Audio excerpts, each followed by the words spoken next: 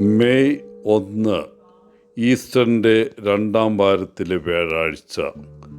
യോഹന്നാൻ 3:31 മുതൽ 36 വരെ വാക്യങ്ങൾ.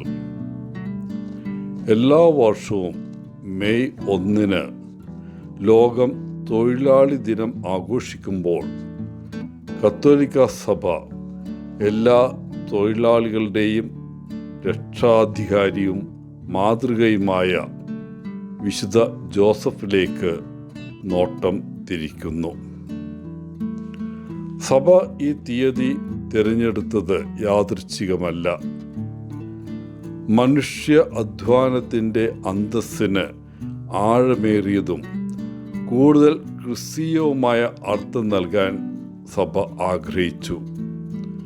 നസ്രത്തിലെ എളിയ മരപ്പണിക്കാരനായ വിശുദ്ധ ഔസേപ്പിൻ്റെ രൂപത്തിലൂടെ ജോലി ഒരു ആവശ്യകതയായിട്ടല്ല, മറിച്ച് വീണ്ടെടുപ്പ് വേലയിലെ പങ്കാളിത്തമായും വിശുദ്ധീകരണത്തിനുള്ള ഒരു മാർഗമായും കാണിക്കുന്നു.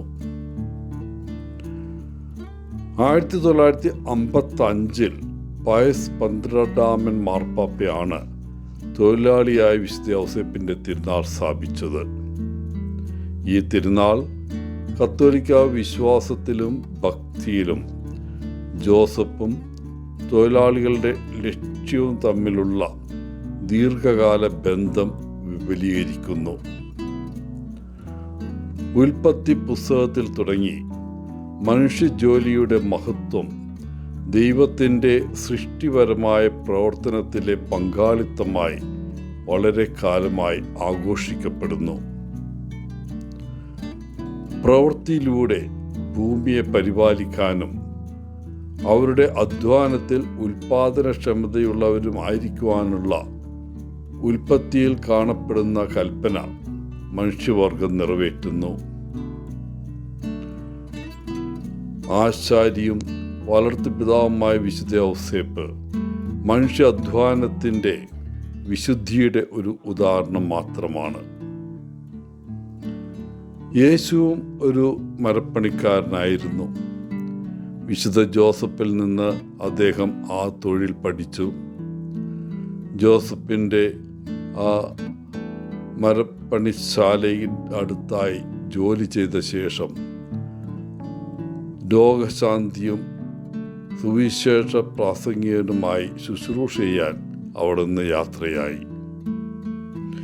ജോൺ പോൾ 2 മാർപ്പാപ്പ തൻ്റെ ചാക്രിക ലേഖനമായ ലാബോറം എക്സർസെൻസിൽ ഇങ്ങനെ പറഞ്ഞു: ജോലി ചെയ്യുന്നവരുടെ അന്തസ്സിലേക്കും അവകാശങ്ങളിലേക്കും ശ്രദ്ധ ക്ഷണിക്കുക. ആ അന്തസ്സും അവകാശങ്ങളും ലംഘിക്കപ്പെടുന്ന സാഹചര്യങ്ങളെ അപലപിക്കുക.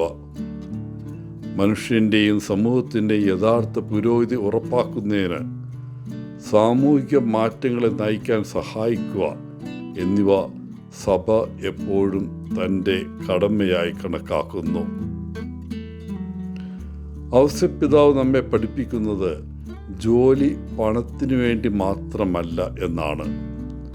മറ്റുള്ളവരെ സേവിക്കാനും ദൈവത്തെ ബഹുമാനിക്കാനുമുള്ള ഒരു മാർഗമാണിത്. സാധാരണ ജോലി പോലും വിശുദ്ധമാകാമെന്ന് അദ്ദേഹത്തിൻ്റെ ജീവിതം നമ്മെ കാണിക്കുന്നു. ഇന്നത്തെ സുവിശേഷത്തിൽ യോഹന്നാൻ ഭൂമിയുടെയും സ്വർഗത്തിൻ്റെയും വിവിധ ചിത്രങ്ങൾ ഒരുമിച്ച് ചേർക്കുന്നു. ഭൗമികനും ഭൗമിക കാര്യങ്ങളെക്കുറിച്ച് സംസാരിക്കുന്നതിനുമായ വ്യക്തിയെക്കുറിച്ച് യോഹന്നാൻ സംസാരിക്കുന്നു. സ്വർഗത്തിൽ നിന്ന് വരുന്നവൻ എല്ലാറ്റിനും ഉപരിയായി വാഴുന്നു എന്ന് യോഹന്നാൻ പറയുന്നു. തീർച്ചയായും യോഹന്നാൻ യേശുവിനെ കുറിച്ചാണ് ആ പരാമർശം എഴുതിയത്. യേശുവിലുള്ള നമ്മുടെ വിശ്വാസത്തോടൊപ്പം ഒരു ഉത്തരവാദിത്വവും കൂടി നമുക്കുണ്ട്. നമ്മുടെ വാക്കുകളിലൂടെയും അതിലുപരി നമ്മുടെ പ്രവൃത്തികളിലൂടെയും സുവിശേഷം പ്രഖ്യാപിക്കാൻ നാം വിളിക്കപ്പെട്ടിരിക്കുന്നു. യേശുവിലുള്ള നമ്മുടെ വിശ്വാസം പ്രഖ്യാപിക്കുക മാത്രമല്ല, നമ്മുടെ വിശ്വാസം ജീവിക്കുകയും വേണം. സുവിശേഷം പ്രസംഗിക്കാൻ പുറപ്പെട്ട യേശു തൻ്റെ ശിഷ്യന്മാരെ നിയോഗിച്ചതുപോലെ സുവിശേഷം ജീവിക്കാനും വാക്കിലും പ്രവൃത്തിയിലും പ്രസംഗിക്കാനും യേശു നമ്മെയും അയക്കുകയാണ്. ഇതാണ് നമ്മുടെ വിളി, അല്ലെങ്കിൽ വെല്ലുവിളി, നമ്മുടെ സമ്മാനം. നമ്മൾ എങ്ങനെയായിരിക്കും ഇതിനോട് പ്രതികരിക്കുക? എല്ലാവർക്കും ഇന്നത്തെ തിരുനാളിൻ്റെ ആശംസകൾ നേർന്നുകൊണ്ട് ഒത്തിരി സ്നേഹത്തോടെ പോളച്ചൻ CSSR ഫ്രം കേരള.